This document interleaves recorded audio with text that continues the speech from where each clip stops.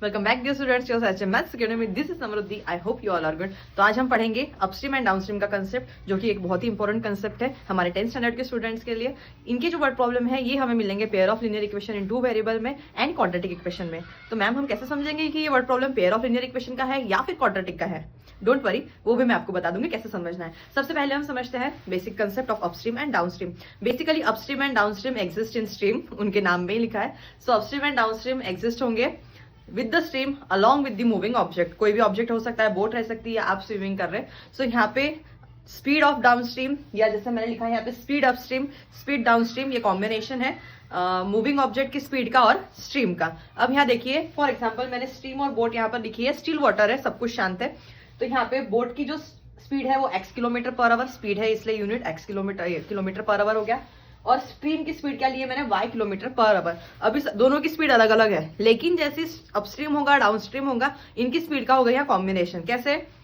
जब आपकी स्ट्रीम का फ्लो और आपकी बोट का फ्लो, ये बोट है, बोट इस डायरेक्शन में जा रही, BO18 ना, इस डायरेक्शन में जा रही और स्ट्रीम इस डायरेक्शन में फ्लो कर रही, अपोजिट डायरेक्शन हो गए स्पीड के, तो यहाँ एग्जिस्ट होंगी आपकी अपस्ट्रीम। आपको हमेशा याद रखना है कि मूविंग ऑब्जेक्ट की स्पीड पहले लिखना है, बाद में स्पीड ऑफ द स्ट्रीम। यानी स्पीड अपस्ट्रीम क्या हो गई, x माइनस वाई।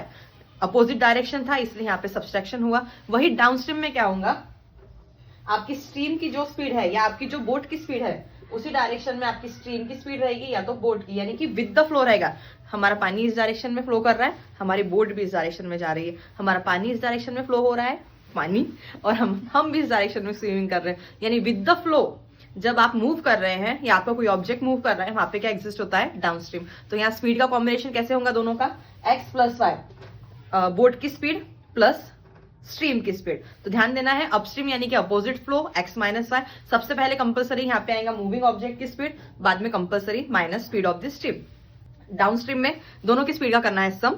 सो यहाँ पे क्या आएगा, x प्लस वाई। जनरली ये क्वेश्चन ऐसे आते हैं इसके कि एक बोट को अपस्ट्रीम 32 किलोमीटर अपस्ट्रीम जाने के लिए, फिर 42 किलोमीटर डाउनस्ट्रीम जाने के लिए 7 घंटे लगे। देन अगेन उसी बोट को उतना किलोमीटर अपस्ट्रीम जाने के लिए, फिर उतना किलोमीटर डाउनस्ट्रीम जाने के लिए 10 घंटे लगे।